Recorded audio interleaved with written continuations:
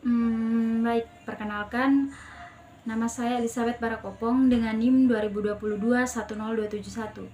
Pada kesempatan kali ini, saya akan menjelaskan langkah-langkah yang dapat diambil di dalam evaluasi kinerja dan revisi strategi di dalam manajemen risiko saham untuk memenuhi tugas mata kuliah investasi dan portofolio. Sebelum saya masuk pada intinya, saya akan menjelaskan terlebih dahulu tentang apa pentingnya evaluasi strategi. Evaluasi strategi itu penting untuk memastikan bahwa tujuan strategi yang ditetapkan itu dapat dicapai. Evaluasi strategi adalah cara pemasar menilai posisi perusahaan untuk mencapai tujuan strategi.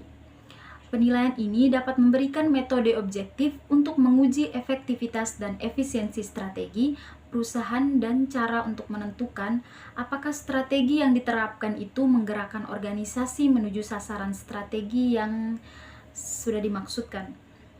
Penilaian strategi itu juga dapat membantu menentukan kapan dan tindakan korektif apa yang diperlukan untuk mengembalikan performa ke sasaran bisnis Anda.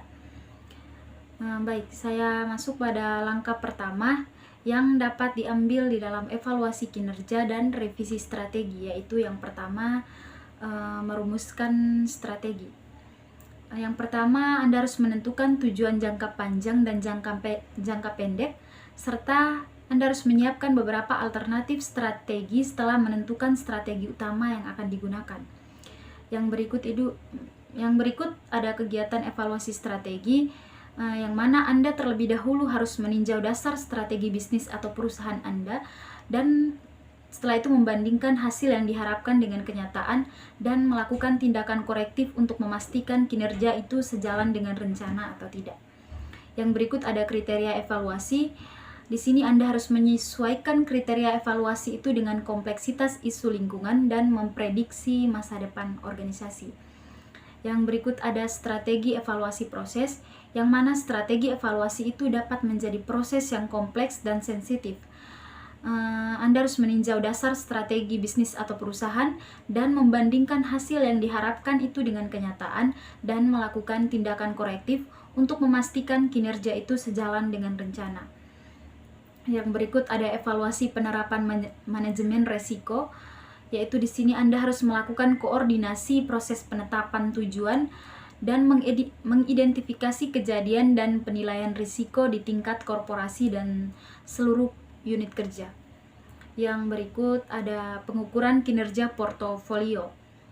Di sini Anda harus menggunakan model pengukuran kinerja portofolio reksadana saham seperti model Trainer, model Sharpe, dan model Jensen untuk membandingkan return portofolio reksadana saham dengan IHSG dan konsistensi model pengukuran reksadana saham di Bursa Efek Indonesia.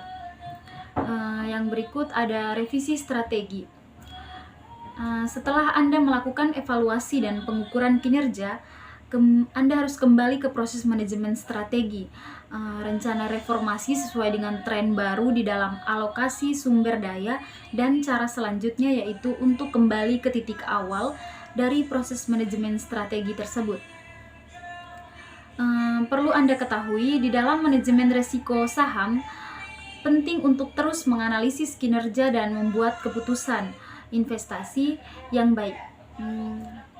Langkah-langkah yang saya jelaskan di atas dapat membantu perusahaan dan investor itu mencapai tujuan investasi dan mengelola risiko dengan efektif.